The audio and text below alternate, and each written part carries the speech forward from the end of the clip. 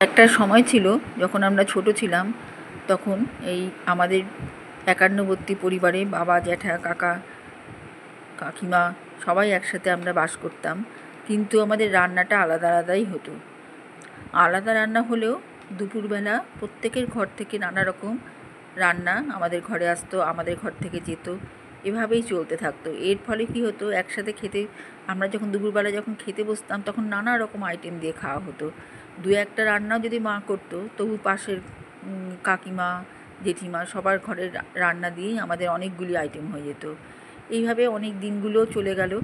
কিন্তু এখনও কিছু কিছু ক্ষেত্রে এটা হয়ে থাকে এখানেও, যেটা হয়তো কখনো নিরামিষ রান্না, কোনো অন্যরকম ইউনিক রান্না এরকম রান্না করি, তখন আমি পাশের বাড়িতেও দিই। পাশের বাড়ি থেকেও আমাদেরকে নানা রকম রান্না, ওরাও কোনো ভালো রান্না হলেও আমাদেরকে দেয়। এইভাবেই চলছে। তাতে হয় কি, আমাদের নিজেদের রান্না ছাড়াও দু একটা বাড়তি আইটেম আমরা পেয়ে থাকি। ভালোই লাগে এই আদান প্রদান। সবথেকে বড় কথা, পাল্টানো হয়। এখানে আমি একটা চাল কুমড়োর নতুন ইউনিক রেসিপি নিয়ে এসেছি, চাল কুমড়ো ডাল দিয়ে। তো সেই জন্য চাল কুমড়ো আমি দেখিয়েছি, চাল কুমড়োটা কেটে প্রথমে ছুলে নিয়ে ধুয়ে নিয়ে কুড়ে নিয়েছি। আর এখানটা একটু মটর ডাল, এই মটর ডালটা দিয়ে আমি চাল কুমড়োটা রান্না করব। ভীষণ টেস্টি হয় খেতে। মটর ডালটা আমি প্রথমে বারবার জল দিয়ে ধুয়ে নিচ্ছি।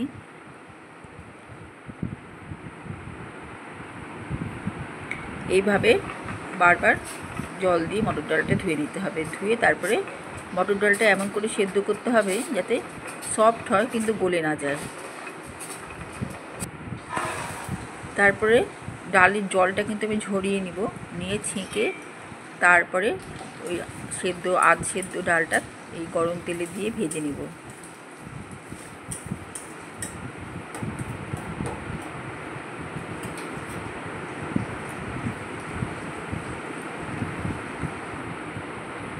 লবণ দিলাম,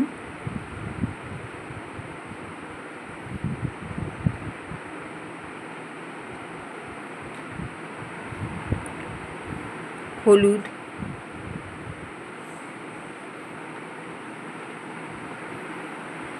লবণ হলুদ দিয়ে ডালটা ভালো করে একটু কষিয়ে নিতে হবে।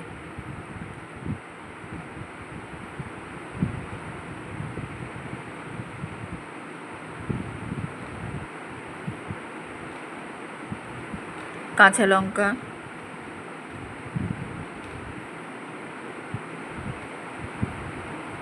চাল কুমড়ো রান্নায় খুব একটা ঝাল ভাল লাগে না।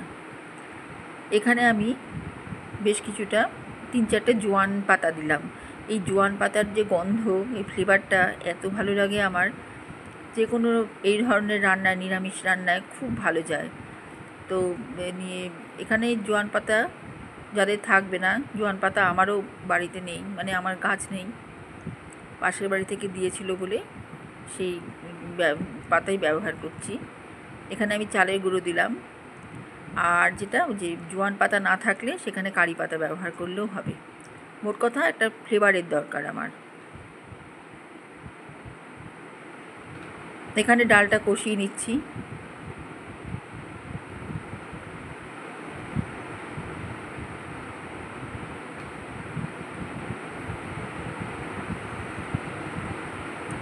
তারপরে কোরানো চাল কুমড়ো আমি ভালো করে চিপে রসটা বের করে নিয়ে কোরানো চাল কুমড়ো দিয়ে দিলাম।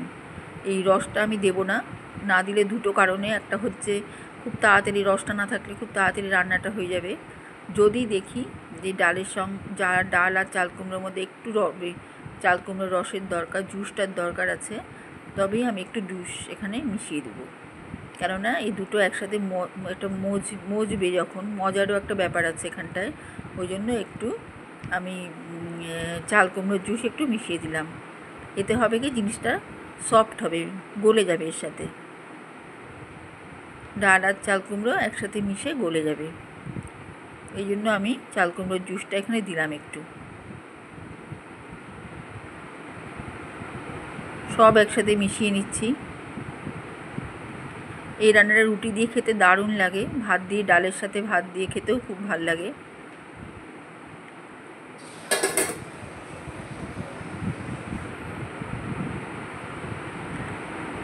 সব শুদ্ধ বেশ সেদ্ধ হয়ে এসছে। আমি একটা অন্য কড়াইয়ে একটু তেল নিচ্ছি, নিয়ে এখানে বেশ কিছুটা চিনেবাদাম ভেজে নেব। এটা আবার তুলে আবার বেটে নিতে হবে।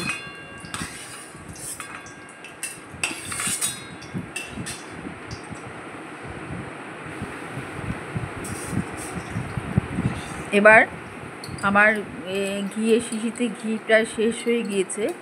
একটু ঘি আমার দরকার, যার জন্য এখান থেকে একটু গরম তেল নিয়ে ঘিটাকে একটু গলিয়ে নিচ্ছি। ঘিটা আমি এখন দিব না, নামানোর আগ দিয়ে দিব। এবার আমি এই গরম তেলে সর্ষে আর শুকনো লঙ্কা ফোড়ন দিব।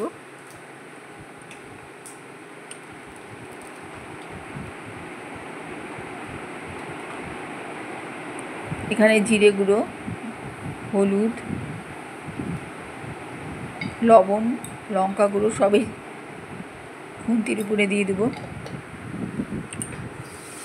এবার আমি তেলের মধ্যে দিয়ে দিলাম। মশলাটা দিয়েই আমি এবার রান্না করে রাখা চাল কুমড়োটা ঢেলে দিচ্ছি।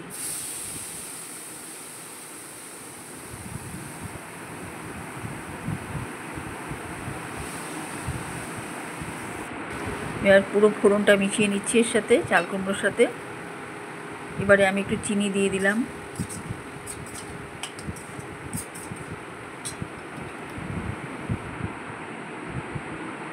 এবারে আদা কোড়ানো দিলাম। আদা কোড়ানোটা এই সময় দিলে খুব ফ্লেভারটা অনেক ঠিকঠাক থাকে, পরে আগে দিলে অতটা ফ্লেভার পাওয়া যায় না। ওই জন্য আমি এখন শেষ মুহূর্তে দিয়ে দিলাম আদা কোড়ানো, দিয়ে একটু নাড়াচাড়া করে নিচ্ছি। এখন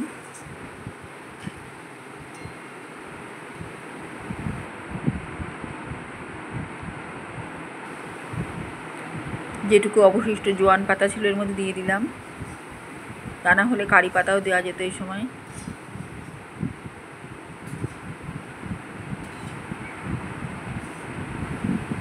এবার আমি এখানে যে বাদামগুলো ভেজে রেখেছিলাম, বেটে রেখেছি, বাটা বাদাম, ভাজা বাদাম বাটা, আর নারকেলের গুঁড়ো, নারকেলের দুধ আর কি, যেটা গুঁড়ো হিসেবে পাওয়া যায়, ওটা দিয়ে দিলাম। সব একসাথে মিশিয়ে নিলাম। এবার সেই ঘি দিয়ে দিচ্ছি যতটুকু বেরিয়েছে শিশি থেকে।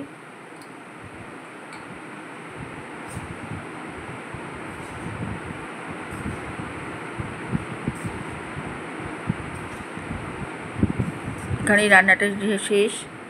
আমি যদি এর মধ্যে জুসটা না দিতাম, এখন মনে হচ্ছে সেটাই ভালো ছিল, কেননা খুব বেশি সেদ্ধ হয়ে গিয়েছে মনে হচ্ছে।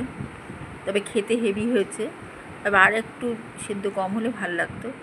যাই হোক, আমি পাশের বাড়িতে দেওয়ার জন্য তুলে রাখছি, আর একটু দেবো এখানে।